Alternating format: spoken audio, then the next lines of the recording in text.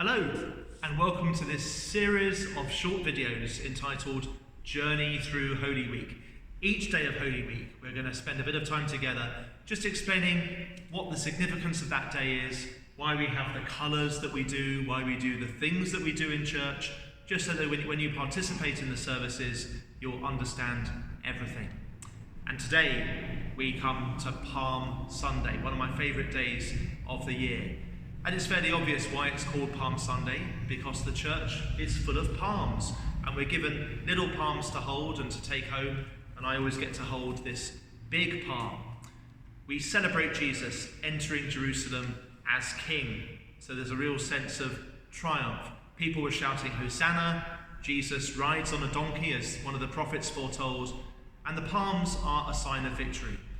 The reason they used palms, of course, was because it was a hot country, and palms were everywhere. I guess if Jesus lived in England, we'd use branches from trees or bushes and things we'd find round about.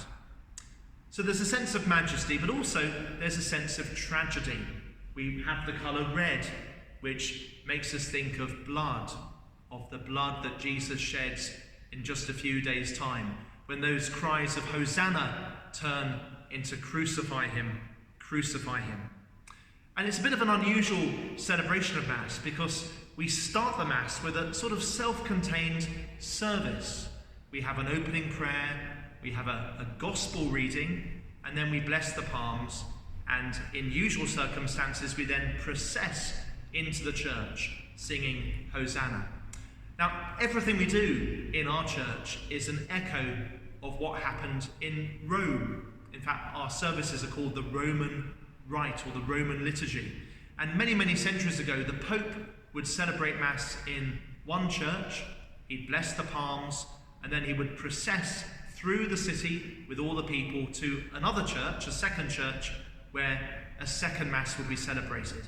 And that's kind of echoed in what we do on Palm Sunday. We start with a mini service, just like that first Mass, we do a procession, and then we continue Mass as usual, which was that second Mass the Pope celebrating.